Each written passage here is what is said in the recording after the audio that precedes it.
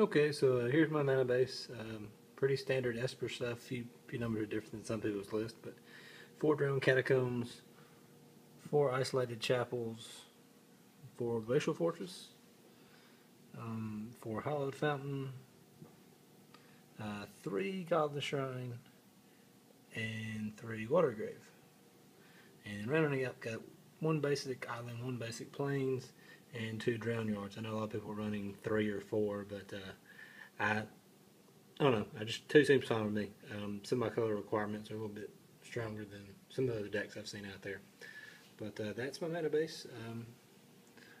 Haven't had any complaints about it so far. Of course, you really like all the buddy lands, or whatever you want to call them, because just 1 shock land turns them all on. So can hardly argue with that.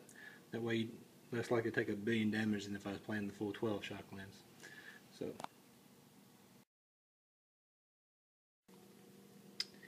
here's the enchantments. Basically, it's Blind Obedience, and I added a Detention Sphere because everybody's running Planeswalkers now. But in case you didn't know, I really like the extort mechanic. So definitely big on this card. I have beat people without ever dealing combat damage.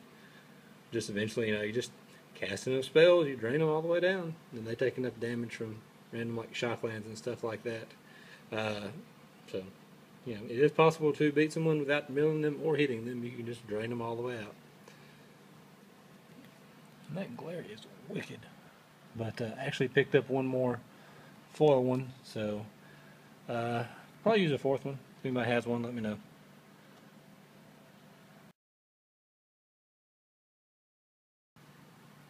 Okay, so granted, just extorting them all the way out from 20 is not extremely easy. So we do have a few creatures that can get in there and mix it up if they need to. Of course, Augur trades and or just stalls many creatures in the format. Not to mention, he usually draws you a card in this deck. And Snapcaster is a Snapcaster. So this many instants and sorceries, why not play him? And you can occasionally sneak him in, into their turn to take out a Planeswalker.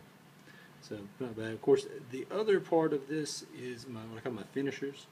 We got a 1-of Obsidat, who I draw regularly because the deck goes through. You can cycle through your deck pretty fast. And 2 Sorin, which win me a lot of games. Some decks just really can't deal with him.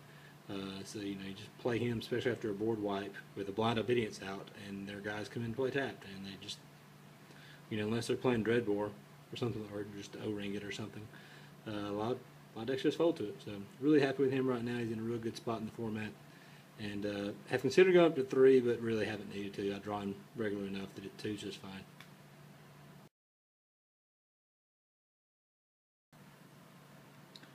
Okay, in a deck not running many threats, you gotta have a lot of removal, and this is the best stuff right here. Supreme Verdict can't be countered. As long as it's not indestructible, pretty good to go. Ultimate Price usually deals with a threat. Doesn't deal with Reckoner, but Devour Flesh, or I've got other ways of dealing with it too.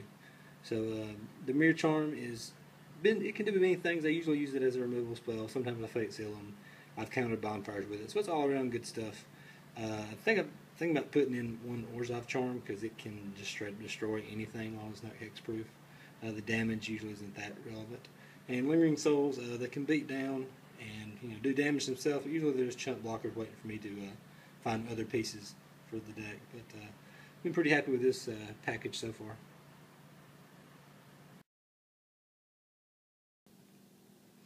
Okay, here's kind of rounds out the deck. 3 Think Twice, 2 Azorius Charm, and Unsummon. Because sometimes you just want to get rid of the creature. You don't have to wait for it to block or attack, like on an Obsidat or something. Just stalling them out, having to make them cast it an extra time where you could possibly counter it. And also, you can just make combat bad sometimes. Just running 2 counters right now. Well, not counting the Mirror Charm, which can counter stuff, but 2 just hard counters for any spell. And the 3 Sphinx's Revelations, I cut the 4th one. Some decks are just too fast. You don't have time to cast it for 3 or 4 or anything like that. So most times Think Twice will do just to get you to your late game. Of course, I do like the life gain, but I need some other things. So I had to make 1 cut. So that's where I'm at for this. If anybody's got any suggestions on numbers, I've been pretty happy so far. The the Psychic Strikes are really good, actually. I know you've heard about the way to use it is just sometimes you can Azorius charm something top of their deck, and then just when they go to replay it, you counter it, and then or whatever their next spell is. You know, a lot of people play stuff post combat, so you put it on top of the deck, they play another spell, you counter it, and it mills what you just put on top. So I've gotten rid of Reckoners that way. So pretty effective, and like I said, I'm really never unhappy to draw my first Sphinx Revelation. It's just the second and third one when I'm almost dead and don't really have the mana. So I think 3 is probably the right number for now. I may change my mind on that, but anyway, that's pretty much the deck.